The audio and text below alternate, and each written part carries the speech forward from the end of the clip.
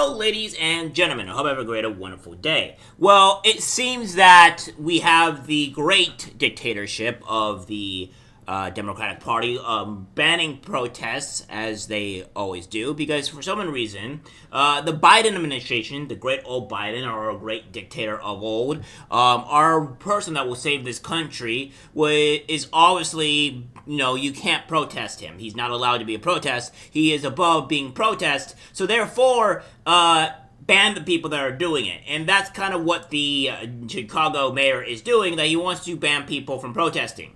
Now, I don't agree with the people that are protesting. In fact, I am vehemently very far against these people because I don't like what they do, but we have a First Amendment here. We have the ability to say what we will in this country, and the mere fact that we're going to ban people for speaking their grievances out for people, especially the great old masterful Joe Biden, is gonna rub me the wrong way. Here's the actual clip here of, them protesting and, getting banned for it.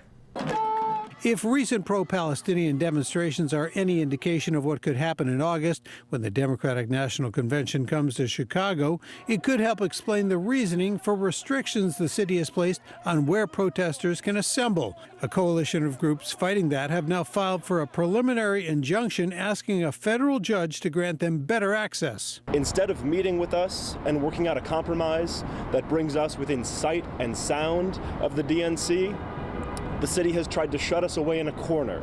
The groups want to hold their demonstrations close to the United Center where the convention will be held, but have instead been told they are restricted to the stretch of Columbus Drive from Roosevelt to Jackson. That location is more than 3.5 miles away. So yeah, as you can see there, these people, these protesters, are being barred and, not allowed to protest near the DNC, which you're going to come into a weird conclusion here is that they're kind of saying like these people are violent, they're trying to for protection. Well, the great overseer of your Democratic faction, if you're so wanting to be for Gaza and you wanted to protect Gaza and what have you and go down with the Israelis, right? Yeah, well, I guess you should say that these people aren't violent. These people are not dangerous people. You should allow them to be there.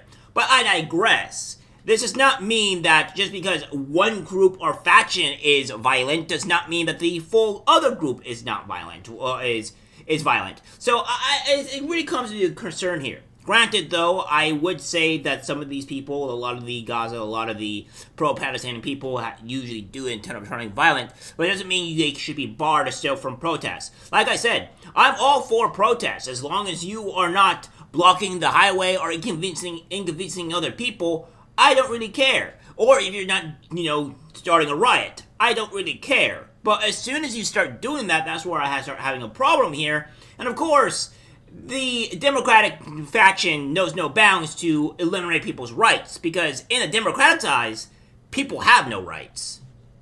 Let us not fool ourselves. We are here today because the city of Chicago is working with the Democratic National Committee to avoid the image of protesters delivering political messages to the President of the United States. You have a right to free speech. Law professor Richard Kling, who took part in demonstrations during the 1968 convention, says the First Amendment does not guarantee people proximity to any location for their demonstrations. I appreciate the fact they would like to make it much closer to the convention, but there's all sorts of problems with respect to security and safety of the people in the convention and the rest of the community to continue to work.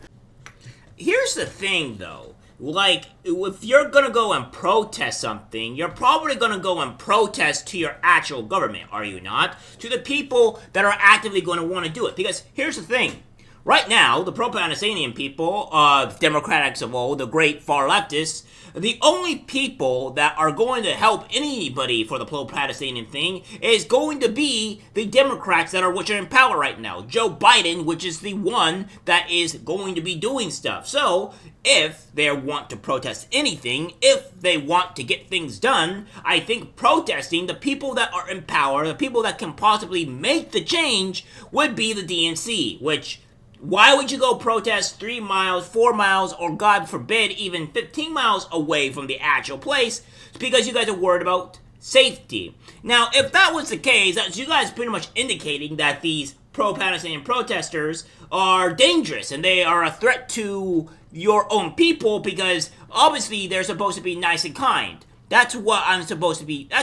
That's what you guys are saying. These protests are good, but you're not allowed to protest the DNC. You're not allowed to protest Joe Biden. And people are going to be like, well, Jan reports.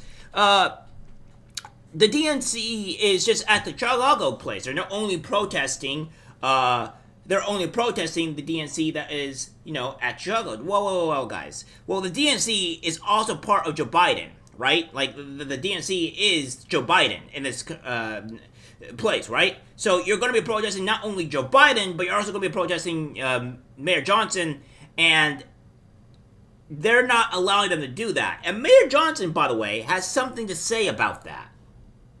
They responded to protesters who are suing the city of Chicago because officials deny their request to hold a protest march during the Democratic National Convention this August. My vision for the DNC ultimately is to have a safe, energetic, vibrant convention, and I'm confident that we will be able to deliver that. As far as applications are concerned, there are parameters in which we are working with that individuals who wish to demonstrate, we're asking those individuals work within those parameters. The mayor went on to emphasize he supports organizations' First Amendment rights to protest. He pointed out his past as an organizer of demonstrations and says he wants to make sure protests are held safely and securely while the DNC is underway. And he says he wants people who have no interest in the convention can go on about their lives. But the thing is that you guys are banning it. You're banning these people from protesting, especially at the DNC. This is what the Democrats do. Is they don't have they don't like the ability for people to have freedoms. They don't like the ability for people to speak their minds. They don't like the ability to where the people can't be controlled. And if they have any sort amount of freedom, if they taste it, they have to restrict that, right? They have to remove that freedom from people. And this is what the Democrats do. They always will restrict your freedoms. They will always bring you down because they just have to stay in power. And everything that's criticizing them, no, that's bad.